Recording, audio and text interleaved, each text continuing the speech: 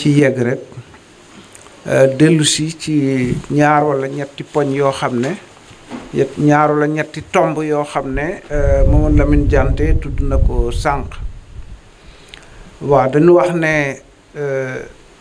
léegi suñu lëngoo bii nu def di bu yaatoo yaatu dootul yem rekk ci sàkku wote boo xam ne bii day tegu ci yoon wote boo xam ne buñ ci yeggee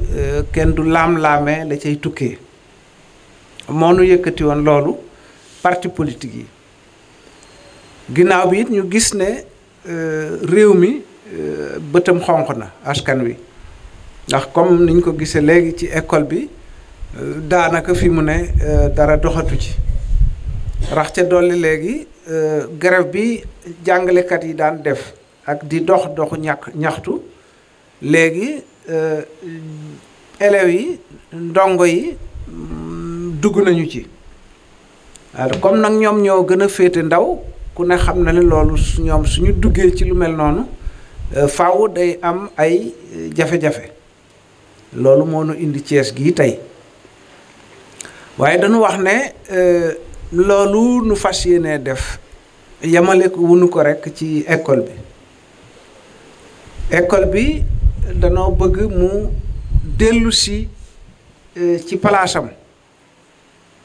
gouvernement bi jox ko àqam tàmbalee ko ci jox àq ñi nga xam ne ñooy jàngale ñi nga xam ne ñooy def xam-xam ci boppi gone yi nu wax na itam àq jooju ñu war a jox jàngalekat yi mi ngi tàmbalee ci la nga xam ne xaatimoon nañu ko ak ñoom ci ñeenti at ci ginnaaw ñu taxaw nag ci sàmmoonte ak loolee nga xam ne siñente woon nañ ko xaatimoon nañ ko ak jàngalekat yi waaye dana wax ne gis nañu it ne secteur wér-gu-yaram muy santé moom itam boobaak léegi mi ngi am ay yëngu-yëngu nu wax ne ñooñu itam bu ñu sañoon gouvernement bi bàyyi leen xel ba lu mu gën a gaaw loolu nga xam ne ñi ngi koy ñaxtu ñu gouvernement bi taxaw ci ba ñoom itam ñu mën a dellu ci seeni liggéey ni mu ware di mën a faj askan wi am maa sax jafe-jafe yooyu moom xëy na bariwaay boo xam ne du lépp xëy na le gouvernement di mën a lijjanti ndax fii jafe-jafe yooyu toll dafa jéggi dayoo waaye gis nañu itam ne secteur transport bi it am na ay jafe-jafe ñooñu itam ñu ngi leen di bàyyi xel ak sax kaw gi suñu mbokki baykat yi ak gerte gi nga xam ne gi bay nañ ko ba mu ñor te mënuñu ko jaay wax nañu itam ne dinañ bàyyi xel suñu mbokki nappkat yi ku ne xam na ne jamono ji surtout côté Ndar diggante Sénégal ak Mauritanie bari na lool ay jafe-jafe ci suñu mbokki nappkat yi loolu itam wax nañ ko ak itam sax sécurité nit ñi ci seen bopp ba gis nañu ne ba léegi si nii noonu ñu daan dale ci gone yi di leen sàcc di leen for di leen ba tey mi ngi wéy kon problème mu sécurité dëgg am na ci réew mi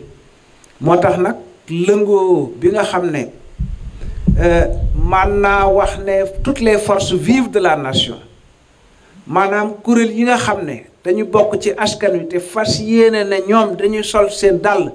di wax ci jafe-jafe yi bañ a toog rek seeni kër mel na ni ñi nekk ci politique di ci yëngu ak ñi nga xam ne nekkuñu ci politique daanaka ñëpp daje nañu baa boog li ci ëpp daje na te mel na ni mi ngi continuer aussi di gën a yaatu loolu jaadu woon na ñu wax ko li ci des itam mooy programme d'action plan d'action bi nga xam ne fas na nu ko yéenee def Diante wax na ko léegi plan d'action bi leader yi njiit yi dinañ ci waxtaan suba waaye am na ci loo xam ne jàppoon nañu ko moom ba noppi mooy li ñu waxoon ne ginnaaw vote bi nga xam ne assemblée wote na ko loi bi jëm ci affaire ndeyale xaw ma bàyyale ci affaire candidat élection présidentielle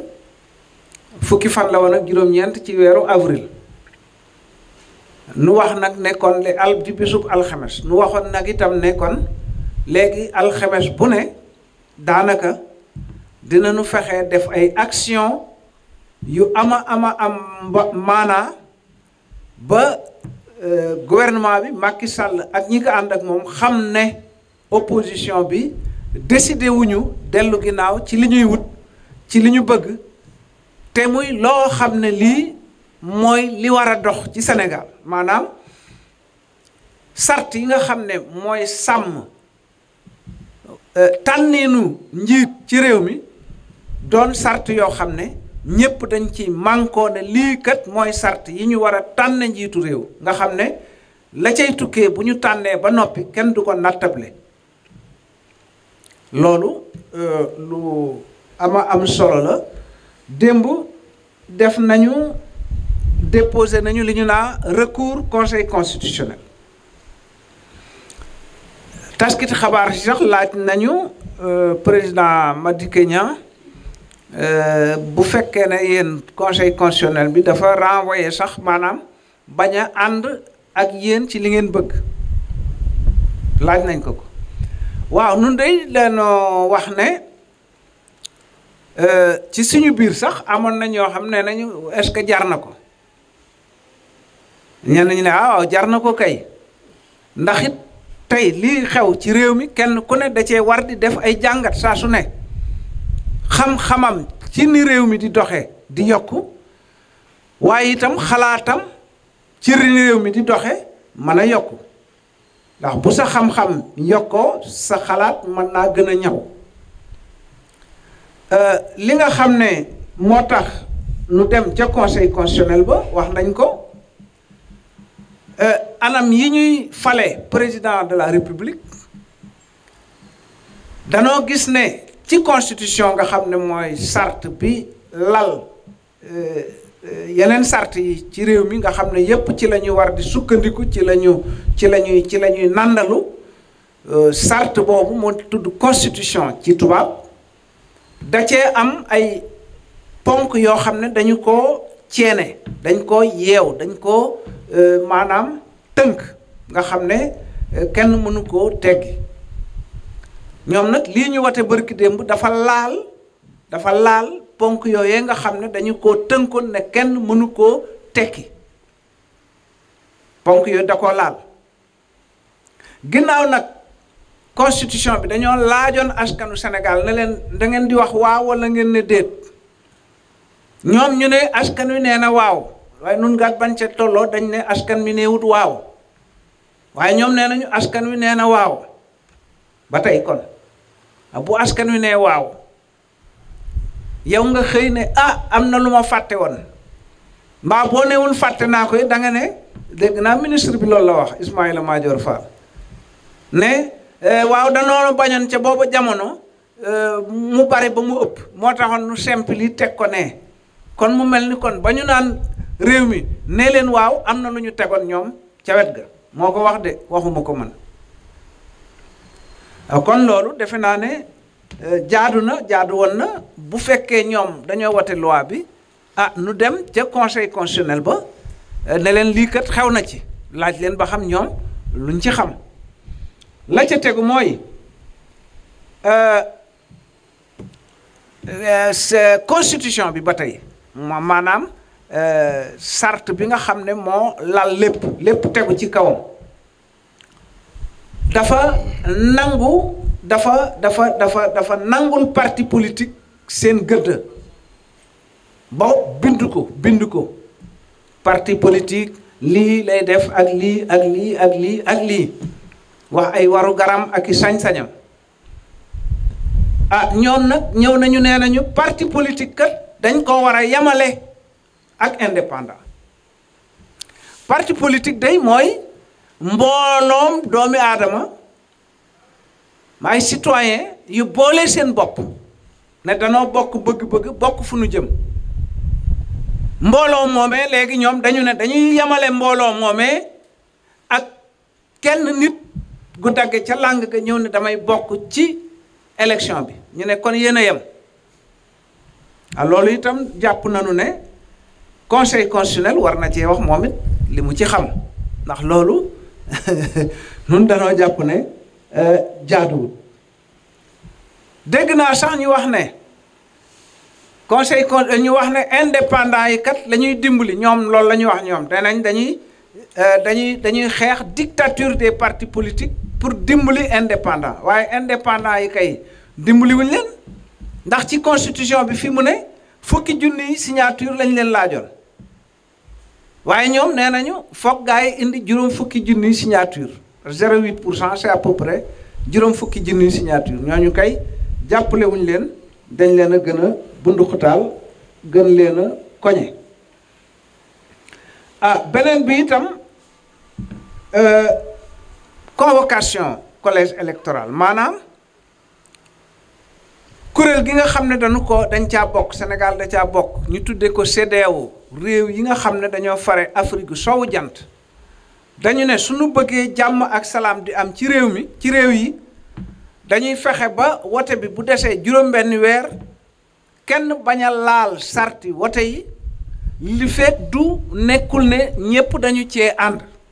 maam ñi ko séq dañ cee ànd waaw ñoom nee nañu loola yeggaguñ ca ci juróom-benni weer la ñuy wax yeggaguñ ci juróom-benni weer kon nanu gaaw xët-xëti vraiment dugal li nga xam ne bëgg nañ koo dugal même bu dee gaañee ànduñu ci waaye nag yow dangaa convoqué collège électoral bi ba pare président dafa signé décret daal di ne bés sàngam woo nañ ci ñiy wote pour ñu wote tànn président de la république loolu kay soo ko xasee ba def mën nañ ne kon bal ba tàkk na course ba départ na waaye course bi départ ba ci biir nag léegi nga bëgg ne voilà fas yi fii la ñuy jaar fas yee fee la ñuy jaar yooyu daal itam bëgg nañu conseil constitutionnel wax ci li mu ci xalaat fi ñuy jeexale itam mooy gis nañu ne Sénégal téeméeri nit yoo jël juróom-benn fukk ya jànguñu français jànguñu wolofal maanaam mënuñoo bind seen tur ci wenn làkk téeméer boo jël juróom-benn fukk ba gën ngaa néew waaye ñooñu nga xam ne ñoom duñu signé mbaa seenu signature bu ñu signé tey ci suba bu ngoonee nga ne leen signé leen fàtte nañ la ñu signé woon ci suba du bokk. Waaw vice président Alioune Badara bu gouvernement scolaire lycée Malick Sy moom handicapé la ne moo tax nee na ma ca suuf ak handicapé yi handicapé visuel moom du gis ay bëtam du ñu gis alors xam nga yooyu yëpp ay mbir la yoo xam ne yi dañoo tëb rek ne ci cëmbax te seetuñu ko waaye la leen ci dugal nag bu fekkonte ne defar kon dinañu ko waxtaane ba lépp yemb nga xam ne ñëpp dañuy mànkoo ci ne nii de bu nu ko defee li ngeen ciy ragal du ci am te nun li nu ciy ragal it du ci am waaye ñoom defewuñu ko noonu yii yëpp daal la nu boole yóbbu ko ci conseil constitutionnel di xaar nag ba xam luñ ciy wax am na ñag ñu ne fañ ko jaarale woon rek la ñuy jaaraat maanaam ñoom duñu def dara loo xam ne président Macky Sall lu bëgg ko am na ñeneen ñu ne nañ leen ko wax ba noppi nag ñu xam itam ne ñi ngi leen di bàyyi xel ndax ay sénégalais lañu comme ñi ci des mu ngoog. ñu am tur am sant. waaw dañoo am tur am sant ay sénégalais lañu ñu am tur am sant loolu daal defe naa ne moom laa ci bëggoon a yokk journée bi nag maanaam journée non à l'année blanche boobu moom dina am solo lool nun daal danoo jàpp ne war na sénégalais yépp jëpp taxaw bu ñu ca yeggee xëy na mu doon alxames bii di ñëw ñu sénégalais yépp jóg taxaw ñu wane ne d'accorduñu ci at mii nga xam ne gone yaa ngi koy jàng mu doon at moo xam ne day niil day at muy sànku ànduñu ci te dinañu ko wane. kon nag gouvernement bi war naa taxaw ni mu war a taxawee ba année bi du nekk année blanche. Front démocratique et social de résistance nationale kuréel la boo xam ne Sénégalais yi yëpp ñoo ci bokk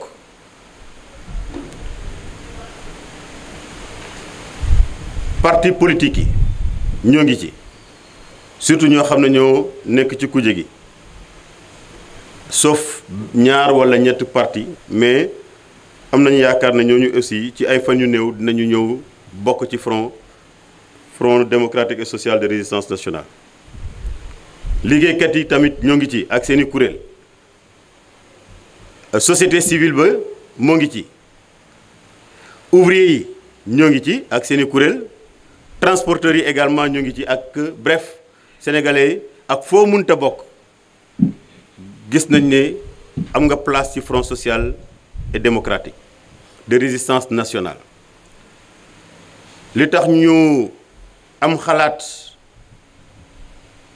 créer boobu front parce que dañoo gis ne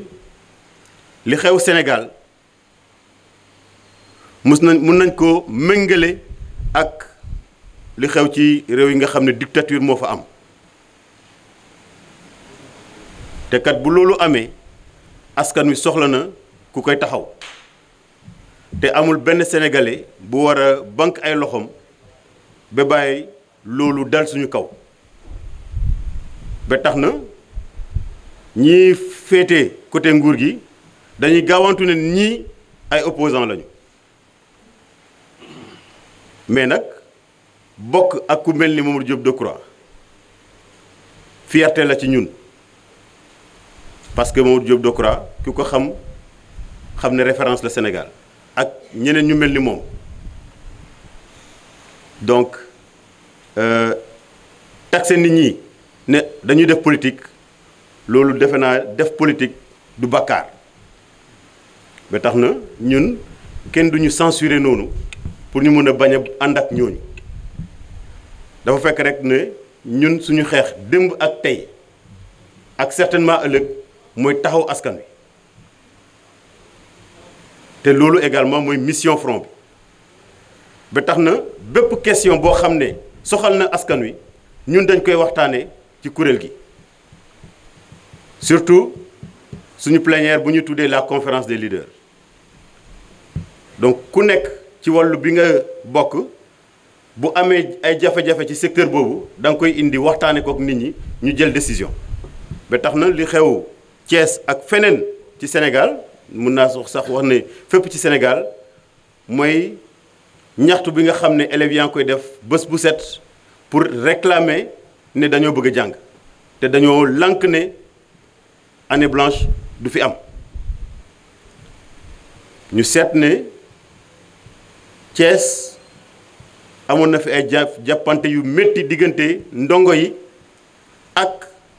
policiers yi ba sax ñu yëg ne te loolu également ñoo ngi ciy gërëm bu baax a baax presse bi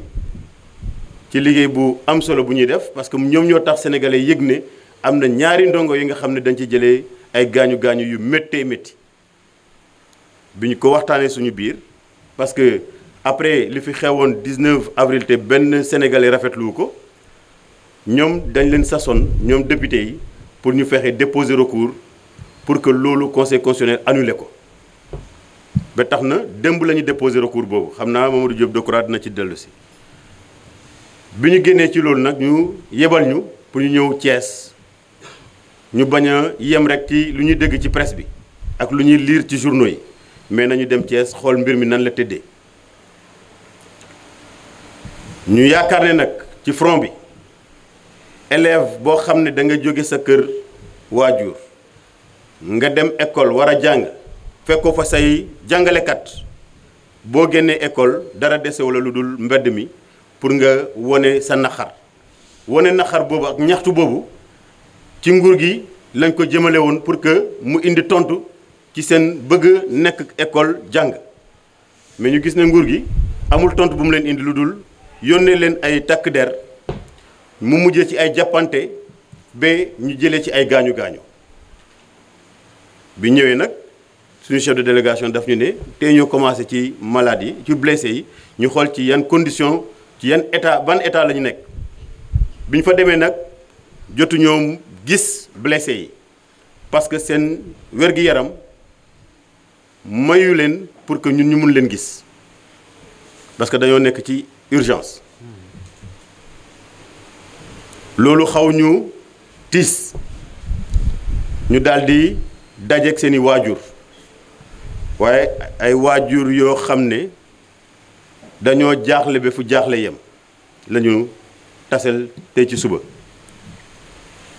parce que simplement ñoo ngi doog a am kayit buy firndeel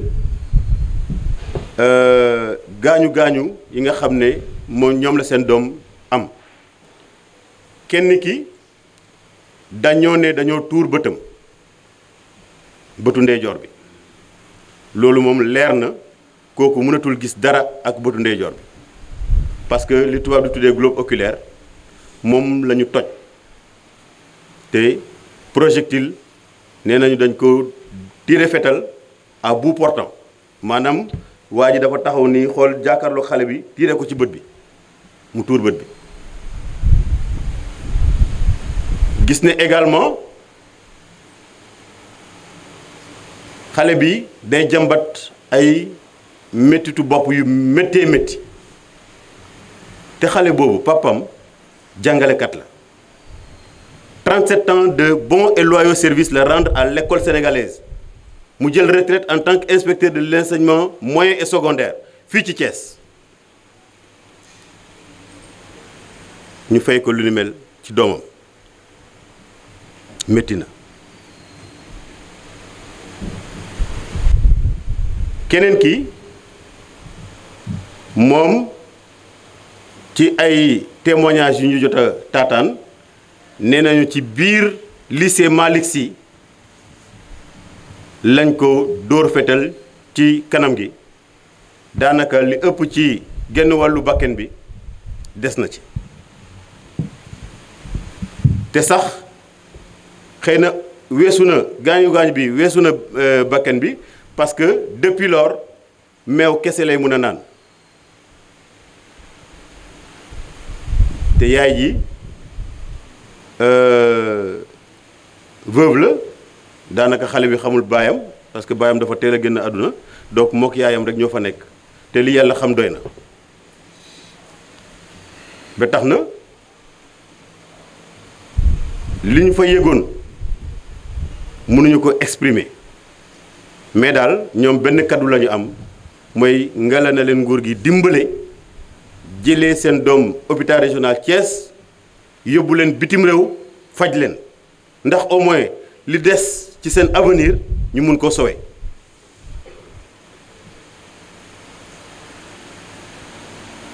parce que biñ fa jógee tase nañu ak kilifa dëkk bi kilifa yi nag waxtaan nañ ak ñoom wax leen liñ fa jëlee ak ñun lan mooy ci suñu gis-gis ci mbir mi xamal nañu ne li hôpital régional waroon def na ko parce que dañu ne woon nañu stabiliser état xale yi léegi nag dañu war a def benn kayit boo xam ne dañ koy jébbal kilifa yu nekk au niveau national pour que ñu xool nan la ñuy jëlee en charge xale yi xëy na ñoom dañ leen bëgg a yóbbu Dakar mais waajuru xale yi li ñu bëgg te ñun également mooy suñu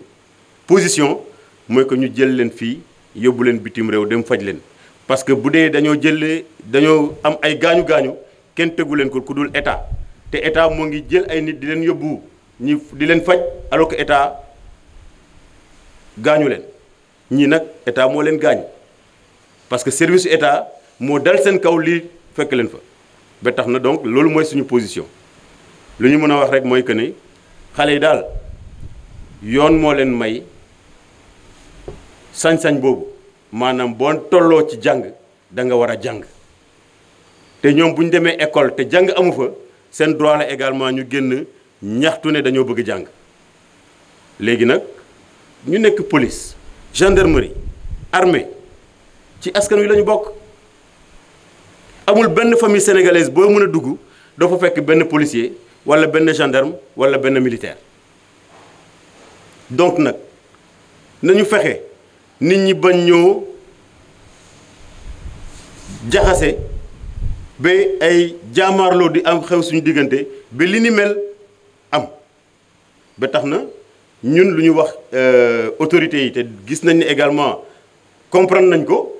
moom mooy que ne bu élèves yi jógee di ñaxtu buñ fa yónnee police aussi na nekk police boo xam ne dañoo encadrer xale yi ba ñu pare seen ñaxtu ñu tasaaroo ku nekk ñibbi sa kër violence bañ a am parce que comme ni ko keneen di waxee la violence appelle la violence donc tey jii situation bu xew ni du yombal ñu régler situation bu am Thiès ba tax na donc il faut que yëf yi dal ñi ñu war a faj ñu jël leen faj leen ñoo xam ne jàppoon nañ leen heureusement que bàyyi nañ leen depuis démb parce que ñun bu ñu fekkoon ay élèves yoo xam ne dañ leen arrêté woon tëj leen kaso dañ doon taxaw ba ñu libéré leen ñu soog a ñibbi Dakar mais heureusement que fekk nañ ñu bàyyi élèves yi yëpp ñu ñibbi seen i kër donc tey dégg naa manifestation amoon na amul benn violence cela veut dire que lii mënoon nañ ko éviter bu dee li ñu def tey noonu la ñu defoon depuis lundi xëy na tey jii ñaari élèves yi du ñu nekk aux urgences à l'hôpital régional de Thiès donc nañ ci gën a sax di ci góorgóorlu éviter ay cas de violence bu xam ne Sénégal c'est un pays démocratique ku am lu la naqari da nga ko war a ñaxtu te boo koy ñaxtu également boo déggee ñu ne force de défense et de sécurité d'abord dañuy défendre et assurer la sécurité du peuple plutôt que de s'en prendre au peuple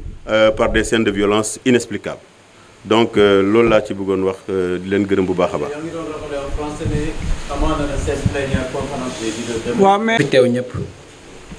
maa ngi tudd Alioune Badara Mbaye di vice-président gouvernement scolaire bi waaw dañoo fee ñëw fii pour comme su nu ko sama naataango bi waxee notre président Sidi Sadio ni mu ko waxee rek dañoo toll ci moment yoo xamante ne moment yu metti la moment yu difficile la parce que ñun élèves depuis un certain temps jànguñu prof yi bu ñu ñëwee du lundi ba lundi la ñuy jàng kon à qui la faute bu ñu génnee ci mbedd yi di laaj suñuy droit ñu téye ñu bayone ñu séquestré ñu kon comme ni ko sama naataango bi waxee ñun ci ban pays lañ nekk xanaa nekkatuñ ci pays de droit amatuñ ñun élèves amatuñ droit génn ci mbedd yi di laaj suñuy droit mais suñu éducation lañ bëgg nañu ko kii ñu ngi naan nag président Macky Sall mu jël en charge suñu mbokk yu blessé comme le cas de Ousmane Mbaye que moom nga xamante ni dafa perte bakkan bi ak suñu beneen naataango ba nga xamante ni mu ngi tudd Amadou Touré moom dafa perte bëtu droitam kon nag ñu ngi ñaan à travers ce message ñu ngi ñaan le président Macky Sall mu jël leen en charge même bu dee da leen di day jar ñu yóbbu leen à l'étranger dans les plus brefs délais ñu yóbbu leen ñu ngi koy ñaan au nom du front jërëjëf. Très bien ça. Depuis le lundi, le lycée Malick Sy est en grève. C'est pas seulement le lycée Malick Sy, mais c'est toutes les écoles de Thiès. La cause principale de notre descente sur le terrain est la suivante. Nous voulons étudier, car nous avons droit à l'éducation. La fois dernière, lorsqu'on avait descendu sur le terrain, il y avait 2 de nos camarades qui ont été gravement blessés par les policiers. L'un a perdu son nez et l'autre son œil. Ousmane Mbaye, le camarade qui a perdu son nez, a été blessé dans l'enceinte du lycée Malick Sy.